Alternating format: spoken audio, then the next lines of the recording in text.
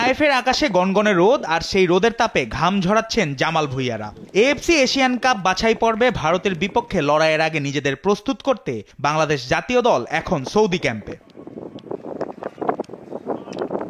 এরই মধ্যে গোলরক্ষকরা নিজেদের প্রস্তুতি নিচ্ছেন বিশেষ পরিকল্পনায়। স্কোয়াডের 3 গোলরক্ষক সুজন হোসেন, মেহেদী হাসান শ্রাবণ ও মিতুল মার্মা কঠোর পরিশ্রম করছেন গোলবারের নিচে নিজেদের অনড় রাখতে।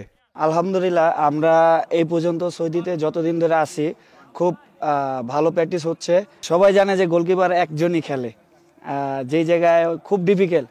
আর ওরা হইলো খুব ভালো জুনিয়র প্লেয়ার হিসাবে, ওদের সাথে আমার ফাইট করাটা খুব হইতেছে। তারপরও আমি চেষ্টা করব যে ওদের বিট কইরা আমি যেন খেলতে পারি। প্রথম দিন থেকে আজ পর্যন্ত মোটামুটি আবহাওয়ার সাথে মানিয়ে নিতে পারছি।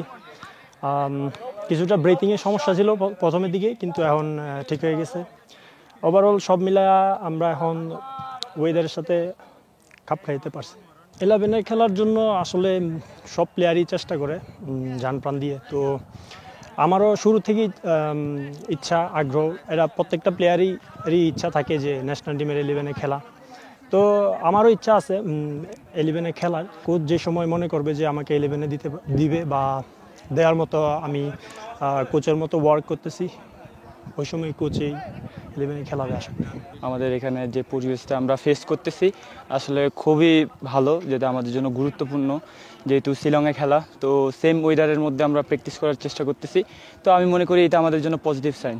আমাদের মেইন টার্গেট হচ্ছে ইন্ডিয়া, যেহেতু তো আমরা ইন্ডিয়ার যে দুর্বল সাইডগুলো আছে, তো আমরা এইগুলো নিয়ে কাজ করার চেষ্টা করতেছি এবং কি করলে আমাদের টিমের জন্য পজিটিভ হবে এই নিয়ে আমরা কাজ করতেছি। আসলে এখানে প্রত্যেকটা পজিশনেই কম্পিটিটিভ, আপনার গোলকিপার বলেন, সব পজিশনেই যারা গোলকিপার পজিশনে আছেন আমার সাথে, এবং খুবই কম্পিটিটিভ একটা পরিবেশ আমরা ফেস করতেছি।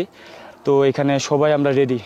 শুধু গোলরক্ষকরাই নন, পুরো দলই ব্যস্ত নিজেদের সেরাটা তৈরি করতে। ক্যাম্পের অংশ হিসাবে বাংলাদেশ দল 3টি প্রস্তুতি ম্যাচ খেলার কথা থাকলেও সুদানের বিপক্ষে প্রথম ম্যাচটি বাতিল হয়। তবে বুধবার রাতে তায়েফের একটি ক্লাবের সঙ্গে মাঠে নামবে জামাল ভুঁইয়ারা।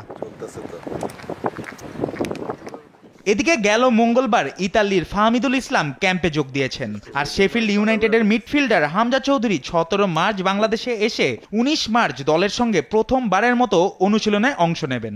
আগামী 17 মার্চ দেশে ফিরবে বাংলাদেশ ফুটবল দল। এশিয়ান কাপ বাছাইয়ে ভারতের বিপক্ষে লড়াইয়ের আগে কঠোর পরিশ্রম করছে বাংলাদেশ দল। সৌদি ক্যাম্পে নিজেদের ঝালিয়ে নিয়ে ভারতকে হারানোর ছক কষছে লাল সবুজরা। জুবাইর নূর, স্পোর্টস ডেস্ক, দেশ টিভি।